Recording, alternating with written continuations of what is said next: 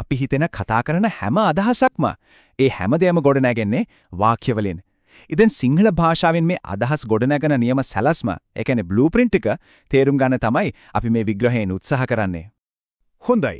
අපි මේක මෙහෙම හිතමු. වාක්‍යයක් කියන්නේ හරියටම අදහසක් පැටිංචි වෙලා ඉන්න ගයක් වගේ.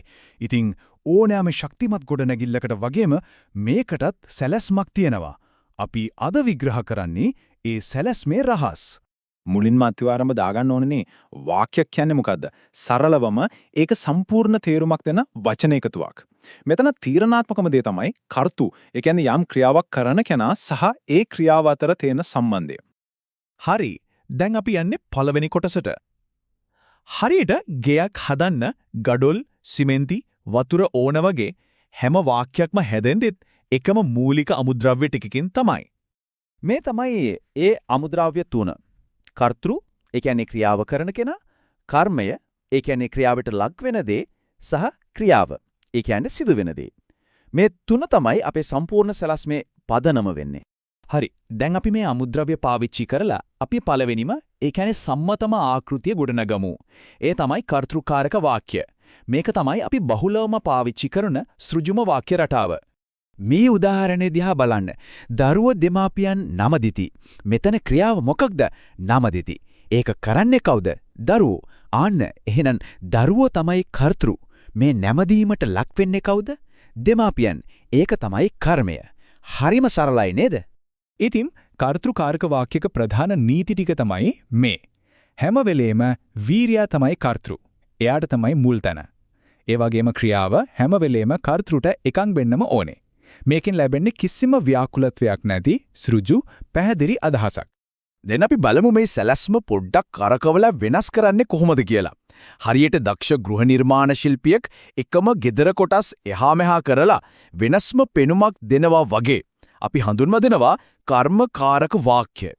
බලන්නකෝ එකම අමුද්‍රව්‍ය ටික ඒත් දැන් ගොඩනැගිල්ලේ පෙනුම සම්පූර්ණයෙන්ම වෙනස්. දරුවෝ දෙමාපියන් නමදිති කියන වාක්‍ය දරුවන් විසින් දෙමාපියෝ නැමදිති කියලා වෙනස් වෙලා. අපි බලමු මේ වෙනස උනේ කොහොමද කියලා. දැන් මේ ස්ලයිඩ් එකේ තියෙන රසවත්ම දේ තමයි වාක්‍ය දෙක එක පෙළට තියලා බලනකොට වෙනස පැහැදිලිවම පේනවා. පළවෙනි එකේ වීරයා දරුවෝ. ඒ දෙවෙනි එකේදී අවධානය යොමු වෙන්නේ දෙමාපියෝ කියන කලින් කර්ම වෙලා හිටපු කෙනාට. අවධානය සම්පූර්ණයෙන්ම මාරු වෙලා. ඉතින් මේ වාස්තු විද්‍යාත්මක වෙනස උනේ කොහොමද? මුලින් කර්චු වෙලා හිටපු දරුවෝ දැන් දරුවන් විසින් කියලා පැත්තකට වෙලා. කලින් කර්මීය වෙලා හිටපු දෙමාපියන් දැන් දෙමාපියෝ වෙලා වාක්‍යයේ ප්‍රධානියා වෙලා. ඒකට ගැලපෙන්න ක්‍රියාවත් නමදිති ඉඳන් නමදෙති වලට වෙනස් වෙලා තියෙනවා. මේකෙන් මේ අදහස තවත් පැහැදිලි වෙනව නේද? බලන්ති කියන්නේ ඔවුන්ම කරන දෙයක්. හැබැයි බැලෙති කියන්නේ ඔවුන්ව වෙන කෙනෙක් විසින් දකිනවා කියන එක. ක්‍රියාපදයේ ඇතුළෙන්ම මේ අර්ථ වෙනස ගොඩනගෙන හිටි බලන්න. හොඳයි.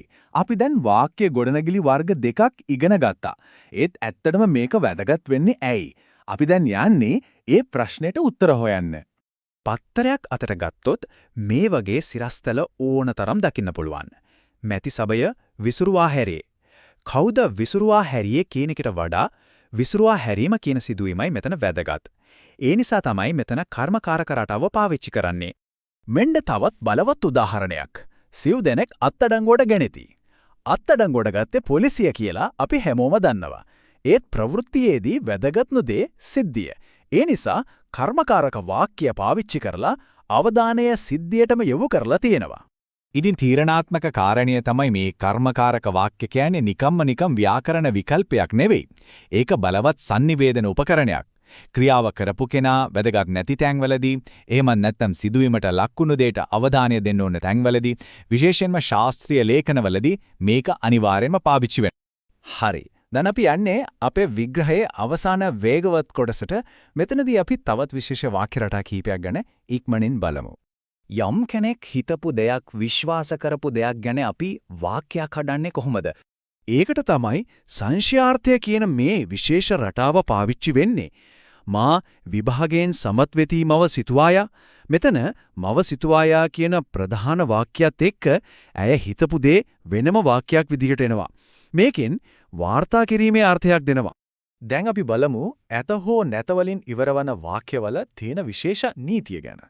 නීතිය හරිම සරලයි. වාක්‍ය අවසන් වෙන්නේ ඇත හෝ නැත වලින් නම් කර්තෘපදයේ එන්නේ එහි ප්‍රകൃති. ඒ කියන්නේ සේවකයෝ වගේ උක්ත ස්වරූපයෙන් සේවකයන් කියලා එන්නේ නැහැ.